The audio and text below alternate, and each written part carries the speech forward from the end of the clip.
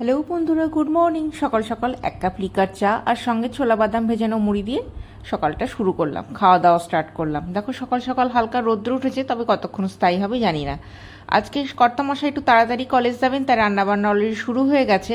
আর দেখো রাত্রে বাসন টাসন কিচ্ছু মাজা হয়নি, রান্নাঘরে যাচ্ছে তাই অবস্থা। সব কিছু ইগনোর করো, ছেলের পরীক্ষা শেষ তাই সে এখনও ঘুম দিচ্ছে। আর কর্তামশাই চললেন একটু মাছ আনতে। বাজার থেকে চলে এলো আবার সেই চিংড়ি মাছ। আর আমার ছেলে চিংড়ি খুব একটা পছন্দ করে না, তাই তার জন্য নিয়ে এসেছে অল্প করে চিকেন। চিংড়ি মানেই তো সেই পটল চিংড়ি হবে। কড়াইয়ে পড়ে গেল চিংড়ি মাছ, তার সঙ্গে আলু পটল কেটে নিয়েছি। কড়াই চিংড়ি পড়তে না পড়তেই টেলটেলে চিংড়ির ঝোল রেডি হয়ে গেল। ভাত তো আগেই হয়ে গেছে, তোমরা দেখতেই পেয়েছো। গরম গরম আলু চিংড়ি পটলের ঝোল দিয়ে হাপুস করে কর্তামশাই খেয়ে চলে গেলেন কলেজে। তারপর সব লাস্টে আমি বসিয়ে দিলাম চিকেন রাইস। চিকেন আর চাল মানে ভাত একসঙ্গে করে মশলাদার চিকেন রাইস ছেলেকে বানিয়ে দিলাম। সে তো তৃপ্তি করে আজকে দুপুরে লাঞ্চটা করবে। যাই হোক, সকালের ব্রেকফাস্টে রয়েছে ঘুগনি আর রুটি। আমি রুটি খুব একটা পছন্দ করি না, তাই মুড়ি ঘুগনিটাই আমার কাছে যথেষ্ট।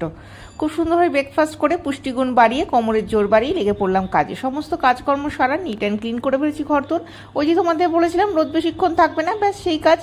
আবার বৃষ্টি চলে এসেছিলো, তো জামাকাপড় সব ঘরের মধ্যে। এইবার নিজে একটু স্নান আর ধ্যানটা করে নিতে হবে। স্নান করে ধ্যানটাও করে নিলাম। এইবারই দুপুরে খাওয়া দাওয়ার পাড়া। লাঞ্চের মেনু তো তোমরা জেনেই গেছো। তো আজকের মতো আসি বন্ধুরা, টাটা। কেমন লাগলো অবশ্যই জানাবে কিন্তু।